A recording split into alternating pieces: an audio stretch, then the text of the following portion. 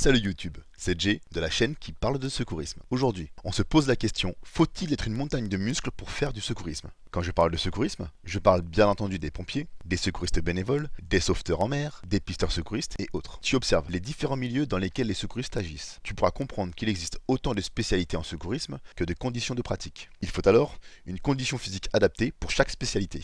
Or, la condition physique est définie comme la capacité d'accomplir des tâches quotidiennes avec rigueur et vitesse, sans fatigue excessive et avec suffisamment d'énergie en réserve pour faire face à des situations d'urgence. En gros, il faut comprendre que les gestes de secours font partie intégrante du quotidien du secouriste. Le secouriste en bonne condition physique peut mettre en place ses procédures et techniques rapidement, du moins s'il s'entraîne, et quand la situation devient compliquée, il a assez d'énergie pour agir avec efficacité. Le problème est que pour beaucoup, le secouriste taillé en V est synonyme de bonne condition physique. Pourtant, en tant que chef d'équipe, j'ai déjà fait remplacer un équipier taillé comme une montagne par une équipière.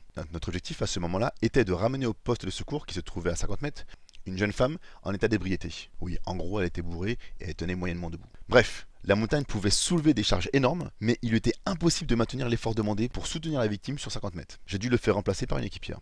Le souci, c'est la perception de la condition physique que doivent avoir les secouristes. Prenons par exemple les sauveteurs aquatiques. Ils peuvent travailler en piscine, lac, rivière, fleuve, mer et sur les côtes dangereuses. Ce qui nous intéresse ici, ce ne sont pas les techniques de sauvetage à proprement parler, mais les conditions dans lesquelles ces techniques sont réalisées. Partons de la situation suivante. Le sauveteur s'est rendu compte que la victime se noie en piscine. Le sauveteur mettra la perche au contact de la victime pour qu'elle puisse s'y accrocher afin de la sortir de l'eau. Au pire, il nagera sur une dizaine de mètres et prendra la victime en charge avant de la sortir. Dans ce cas, le déplacement étant hyper limité, il n'est pas nécessaire d'être un nageur de compétition. Pour ce qui est des lacs, rivières, fleuves et mers, le sauveteur peut nager sur plusieurs dizaines de mètres, voire utiliser un moyen de déplacement de type bateau pneumatique, paddleboard ou autre, ce qui limitera les efforts pour revenir sur la terre avec la victime. Ici, le sauveteur devra nager sur des distances plus importantes avant de mettre en place ses techniques de secours. Il devra de plus supporter les conditions de courant et climatiques pour réaliser sa mission. Ce qui fait que sa condition physique doit être meilleure que celle du sauveteur en piscine. Et enfin, sur les côtes dangereuses, le sauveteur peut nager sur plusieurs dizaines de mètres, voire une centaine de mètres, dans de forts courants et avec des vagues plus ou moins importantes. Pour revenir sur la plage avec la victime, il peut être aidé par l'un ou ses équipiers,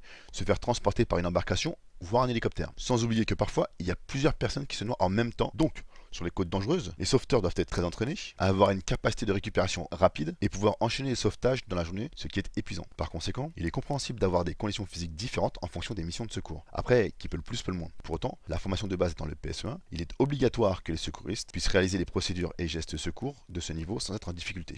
Maintenant, les titulaires des PS1 et 2 ont pu se rendre compte que la pratique demande un bon gainage, une souplesse articulaire au niveau des chevilles et genoux, une capacité à maintenir des positions, à déplacer et porter des charges sur des distances plus ou moins importantes et plus ou moins longtemps. C'est pourquoi, quelle que soit notre activité de secours, nous devons de maintenir notre condition physique pour réaliser nos missions. Il est inutile de devenir un monstre physiquement, mais réussir ne serait-ce qu'à placer un footing, un peu de vélo, de la natation, si l'on ne pratique aucune activité physique en club. L'idée est de réussir à s'octroyer quelques minutes par jour ou dans la semaine pour s'entretenir physique. Alors, quelle est ta condition physique? Dis-le moi en commentaire et ce que tu fais pour te maintenir en forme.